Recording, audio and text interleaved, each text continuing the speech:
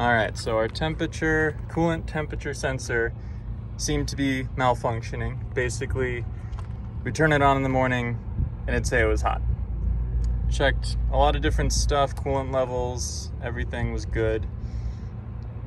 Water pump seemed to be working. We could not, for the life of us, figure out how to find out where the sensor is. It's way in there. It's kind of a pain in the ass to get to. So I'm trying to make this video to maybe help someone else out. First step, you got to take off this big box.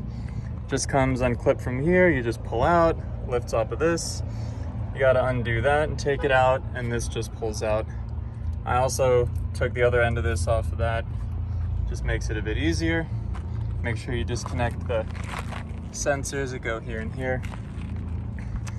Next up, you got to get a little into it. Took out a bolt here, here. There's one tucked in back there. It's kind of a pain to get to. And these two. 8mm socket wrench will do it for you. You also need a T20 Torx screwdriver to get that out. We're gonna lift this and this out of the way, and you'll see that the sensor is just kind of in there. We got a new one, and we'll put that back in.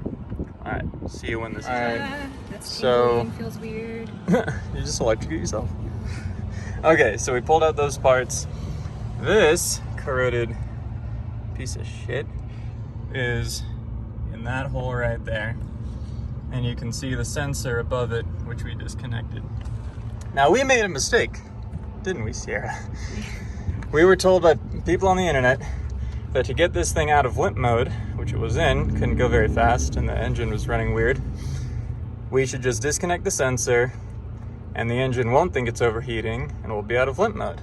Now, this was true, but the engine did not know that it was getting hot, and we are theorizing, not sure, because I'm not a mechanic, it didn't turn on the water pump, and we overheated in about 10 miles driving out here in the California heat.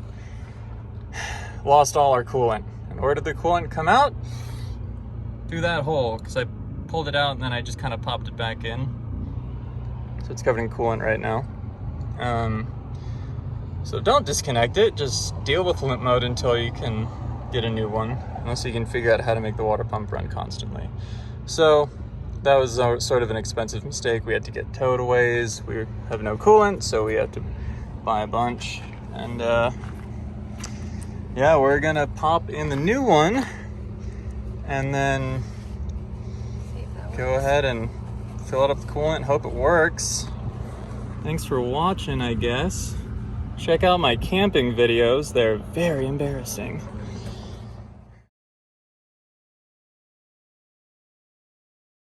All right, so we just got the new one in. Here it is. So here's a sensor, and this is the actual bit. Now, something I didn't mention earlier, this clip right here can be a real pain in the ass.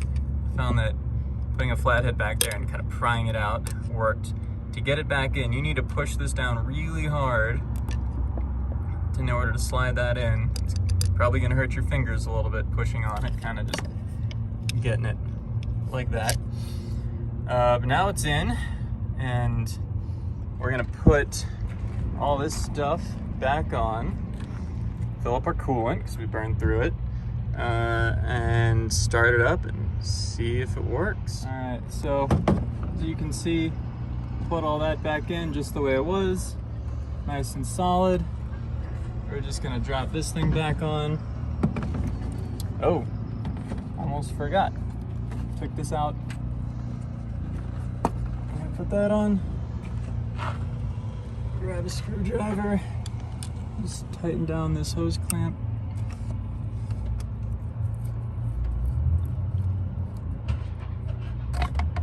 Come on. Remember, I'm not a mechanic. I'm really not anything. If you're not sure, you have the money, maybe just take it in. This goes down, that goes down, this goes on. This also gets tightened.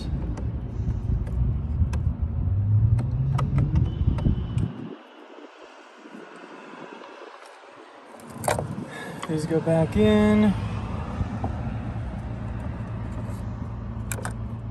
click.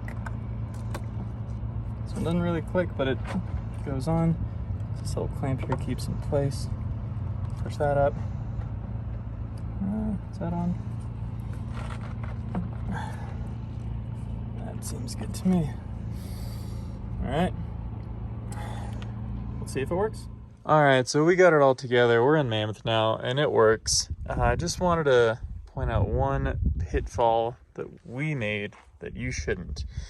When putting back this piece, which is the muffler for the turbo, and also that other metal piece that's like under there, that chonky one right there, make sure you get those seals real good. We did not put this together as stringently as we should, and there was a leak in the turbo. It caused the engine to run real rough. There was kind of a swooshing sound when we accelerated. It was not fun. We were like, oh God, we just put it back together. It finally works, and it's broken again with something even more serious. So, pay attention to these. Make sure all these bolts are done really well. That did it for us. We made it to Mammoth, and we're in the pretty trees. So yeah, I hope you find this helpful. Like it so that other people can also find it. There's no use subscribing to my channel. I don't do anything with it. I'll do a van tour eventually, but my camping videos are shit. Yeah, good luck.